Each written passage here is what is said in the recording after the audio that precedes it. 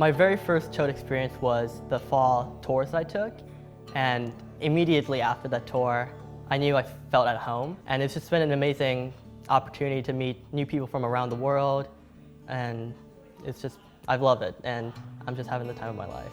I actually started here as a Pathways mentee, and so from day one, I was already plunged into that pool of equity inclusion. And nowadays, I am actually on the other side of the table as a mentor.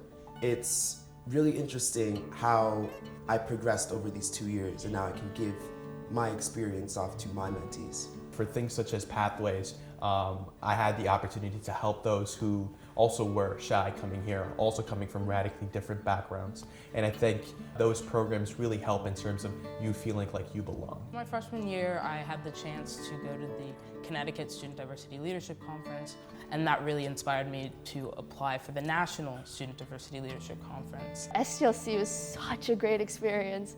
Now I'm like dissecting the conversations that I'm having with my friends and be like, okay, how could that conversation have gone better? Like, what could we do to be more open to each other and communicate better with each other? Like, what kind of language can we use? When I went to sign up for CDSA, a lot of my new friends were kind of confused, mostly because I am white.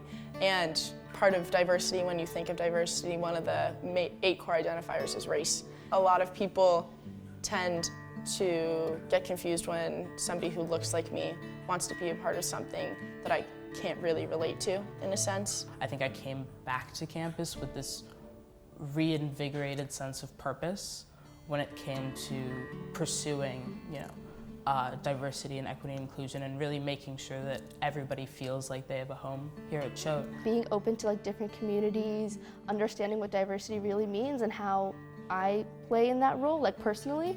And then like realizing my role on campus as a brown girl, and also realizing like how I can help others with my privilege of being at Choate and having this education. I think that Choate has a really great way to get involved in diversity and inclusion and get involved in communities that you're not necessarily a part of.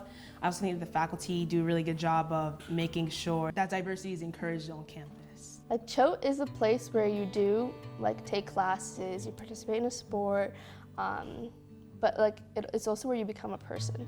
And I think a big part of that is like the people you hang around with, they open your eyes to so many different perspectives, so many different opinions, and like also the diversity of thought. Like there's so many different types of diversity here, and you can take advantage of all of them, which is great.